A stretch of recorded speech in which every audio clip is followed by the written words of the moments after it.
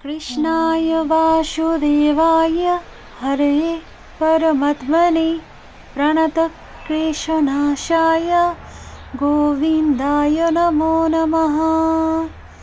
Good morning, শুভ সকাল। চলে এলাম আবারও একটি নতুন ভিডিও নিয়ে, নতুন দিনে নতুন করে আজ দিনটা শুরু করতে চলেছি। তাই ভগবানের আশীর্বাদ নিয়েই শুরু করলাম। সকাল সকাল মন্দির সাজিয়ে পুজো দিয়ে আজ দিনটা শুরু করলাম।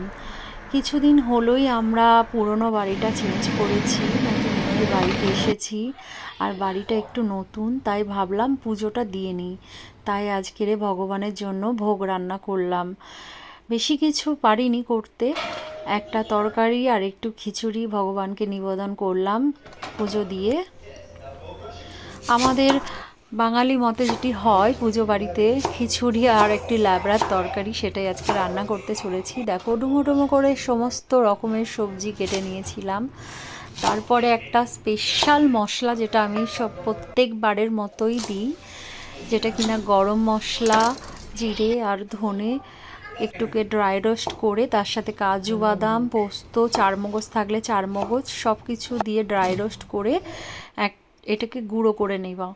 তারপরে আমরা সবজির জন্য জিরে, আদা, কাঁচা লঙ্কা বাটবো এবং ওই কষিয়ে মানে ল্যাবড়ার তরকারিটা যাতে এত সুন্দর হয়, যাই হোক এখনও মিস করি, তাই মাঝে মাঝে বাড়িতে বানিয়ে খাই। তো যেটা বলতে যাচ্ছিলাম, অনেক দিন হলো আমরা এই নতুন বাড়িতে এসেছি, 2 উইক এত টানাপোড়ানের মধ্যে ছিলাম যে ভিডিও দিতে পারছিলাম না। আর এই ভাবছি এবারে একটু একটু করে ভিডিও দেব, ট্রাই করব, চেষ্টা করব। একদমই পারি না, যাই হোক অনেক সংসারের চাপ আছে, ছেলের পড়াশোনা, অনেক কিছুই ব্যাপার আছে, যাই হোক তার মধ্যেও চেষ্টা করি একটু ভিডিও দেওয়ার। আর এই যে জায়গাটা নতুন এসেছি, এখানে আগে ছিলাম ওরেবাতে, এখন এটার জায়গাটার নাম হচ্ছে রেড বিচ। একদম বিচ সাইডেই বলতে পারো, পুরো মেন রোডের সামনেই। আর বাড়ির সামনে এটা খুবই সুন্দর, মানে সব কিছুই দেখা যায়। আমি একদমই বোর ফিল করি না এখান থেকে। আর সব থেকে বড় কথা হচ্ছে, আমার এই বাড়িটা থেকে না অনেক দূর মানে সমুদ্র দেখা যায়, আবার পাহাড়ও দেখা যায়।